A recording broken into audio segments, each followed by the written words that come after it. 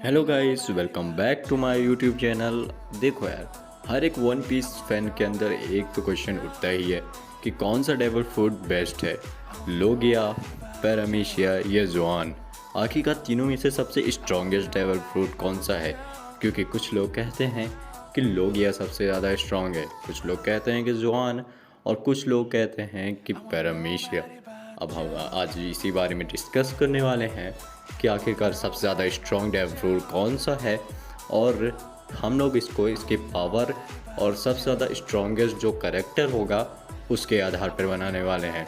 तो video start करते हैं बिना किसी देरी के। वीडियो स्टार्ट करने से पहले मैं आपको कुछ बातें बताना चाहता हूँ। अगर ये वीडियो ज़्यादा लंबी हो जाती है तो मैं इसे 2 पार्ट में डिवाइड कर दूँगा। मैं ये वीडियो फ़ोन से क्रिएट कर रहा हूँ, इसीलिए मैं ज़्यादा लंबी वीडियो क्रिएट नहीं कर सकता। तो चलिए वीडियो स्टार्ट करते हैं। तो सबसे पहले जिन टाइप ऑफ डेविल फ्रूट की हम लोग बात करने वाले हैं वो पैरामीशिया है। अब पैरामीशिया इसलिए क्योंकि मेरे हिसाब से सबसे ज़्यादा वन पीस में पैरामीशिया ही देखे जाते हैं, और पैरामीशिया सबसे पहले इंट्रोड्यूस भी कराए गए थे। तो इसीलिए वीडियो पैरामीशिया से स्टार्ट करते हैं। अब पैरामीशिया डेविल फ्रूट सबसे पहले इंट्रोड्यूस करवाने की बात मैं इसलिए कह रहा हूँ क्योंकि लूफी के जो डेविल फ्रूट है उसे सबसे शुरुआत में फ़ैन और यहाँ तक खुद लूफी भी पैरामीशिया ही समझ रहे थे।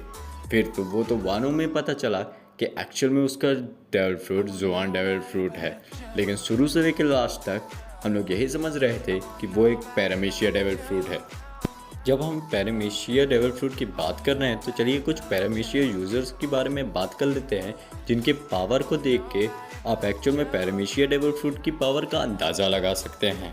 टॉप 3 यूज़र की बात करूंगा, जिनमें फर्स्ट नंबर में आती है एम्परर बिग मॉम।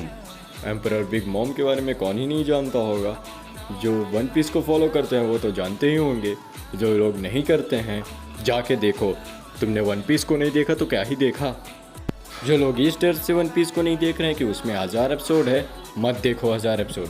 100 एपिसोड देखने की नज़र से देखो। अगर तुम 100 एपिसोड भी नहीं देख सकते, सिर्फ 30 एपिसोड देखने की नज़र से देखो। अच्छा लगा तो देख लेना, और नहीं लगा तो वापस आ जाना। मैं इस चीज़ का दावा देता हूँ, तुम लोगों में से 99% लोग वन पीस पूरा देखोगे और उसके बाद लास्ट में अफसोस करोगे कि इसके ज़्यादा एपिसोड क्यों नहीं थे। लेकिन फिर भी मैं पावर को शॉर्ट में एक्सप्लेन कर दे रहा हूँ।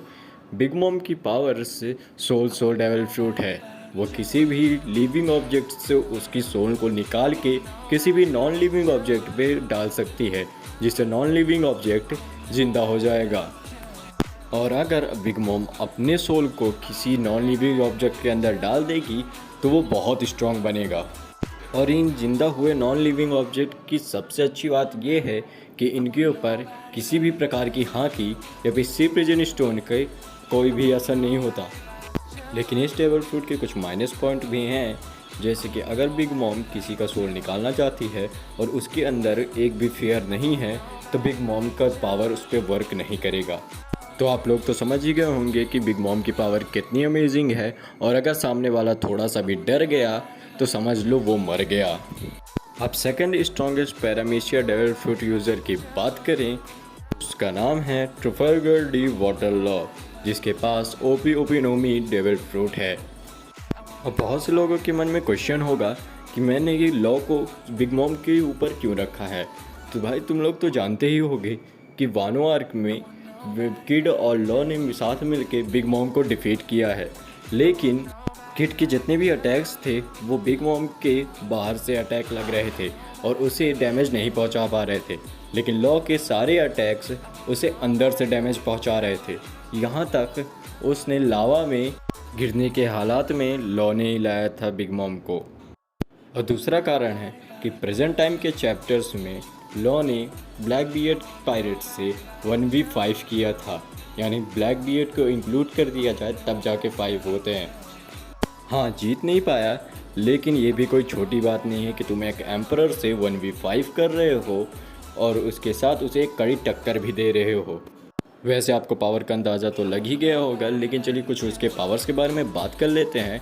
तो लॉ का डेविल फ्रूट उसे एक सर्जन वाली पावर्स देता है। लॉ का डेविल फ्रूट एक ऑपरेशन रूम के ऊपर बेस्ड है, सो वो जितना भी बड़ा रूम क्रिएट अपना करेगा उसके अंदर वो बहुत सी चीज़ें कर सकता है, लोगों को काट सकता है, चीज़ों को काट सकता है और उसे जोड़ सकता है, चीज़ों को उड़ा सकता है, कितनी भी बड़ी चीज़ें हों।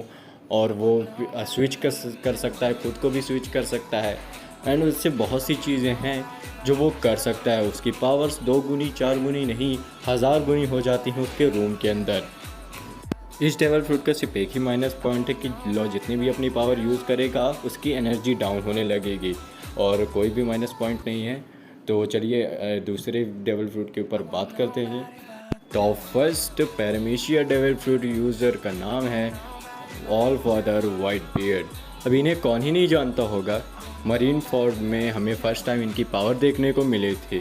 इनकी पावर किसी एक एनिमी को टारगेट नहीं करती हैं, इनकी पावर स्पेस को टारगेट करते हैं, लिटरली स्पेस को। इस डेविल फ्रूट का नाम ट्रिमेटोमे डेविल फ्रूट है और हमने मरीन फोर्ड में देख चुके हैं हम लोग कि उसकी पावर लेवल क्या है। जब वाइट बियर्ड ने एक अटैक मारा था तो पूरा मरीन फोर्ड एक तरफा उठ गया था, और जब उन्होंने दूसरा अटैक मारा तो सुनामी खड़ी हो गई। जैसा कि हम सब जानते हैं कि वन पीस यूनिवर्स में 99% पानी है, इसी कारण वाइट बियर्ड का डेविल फ्रूट और ज़्यादा डेंजरस हो जाता है। वाइट बियर्ड का डेविल फ्रूट इतना ज़्यादा डेंजरस है कि वाइट बियर्ड खुद ही उसे फुल पोटेंशियल में यूज़ करने से डरते हैं। कहा तो ये भी जाता है कि अगर वाइट बियर्ड अपने फुल पोटेंशियल में एक अटैक कर दें तो पूरा का पूरा अर्थ ही डूब जाएगा, और यही इस पावर का माइनस पॉइंट भी है। अगर आप लोगों को भी कोई ऐसा पैरामीशिया यूज़र पता हो जो कि इन तीनों में से किसी एक को भी हरा सकता है तो प्लीज़ कमेंट कीजिएगा। एंड अगली वीडियो लोगिया के ऊपर होने वाली है, तो अगर आप भी जानना चाहते हैं कि लोगिया में सबसे स्ट्रॉन्गेस्ट डेविल फ्रूट कौन कौन से हैं तो प्लीज़ वीडियो को लाइक करें, सब्सक्राइब करें और बेल आइकन ज़रूर प्रेस कर दीजिएगा ताकि अगली वीडियो आते ही आपको सबसे पहले पता चले।